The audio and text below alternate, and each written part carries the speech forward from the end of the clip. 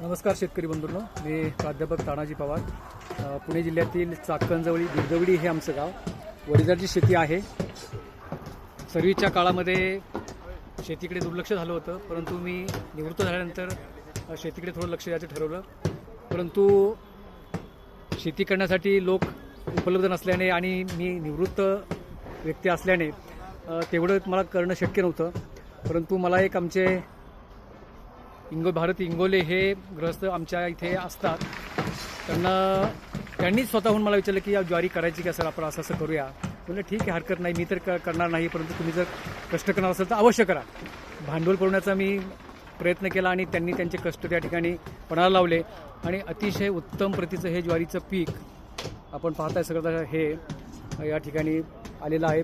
प्रचंड पाऊस असताना देखील जवळजवळ 2 महिने पावसात ही ज्वारी होती पेरल्यापासून, तरी देखील इतकं उत्कृष्ट हे पीक आलेलं आहे. साधारणपणे 10 फूट मिनिमम आणि मॅक्सिमम 10 फुटाच्या वरती देखील ज्वारीची वाढ झालेली आहे. कणीस अतिशय टपोरं मोठं त्या ठिकाणी निघालेलं आहे.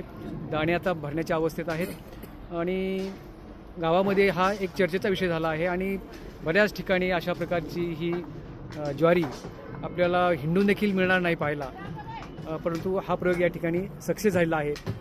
महोदया MDSV 2002 हा वाण आम्ही पेरलेला आहे.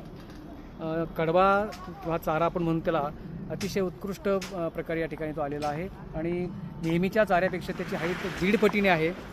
त्यामुळे दाण्याचं उत्पादन आणि तिथे कडब्यापासून मिळणारं उत्पादन असा दुहेरी लाभ या ठिकाणी या बियाण्यामुळे झालेला आहे. तर महोदया सीड्सचं लोकांनी विचार करायला हरकत नाही. अवश्य एकदा आपल्या शेतामध्ये प्रयोग करून पाहायला हरकत नाही. या ठिकाणी महोदया सीडचे इथं रिजनल अधिकारी शिंदेसाहेब आलेत, त्यांचे धन्यवाद. त्यांना आम्ही बोलावलं होतं, ते आले, आमच्या विनंतीला मान देऊन आणि आमच्या प्लॉटची पाहणी केली आणि खूप समाधान वाटलं. धन्यवाद.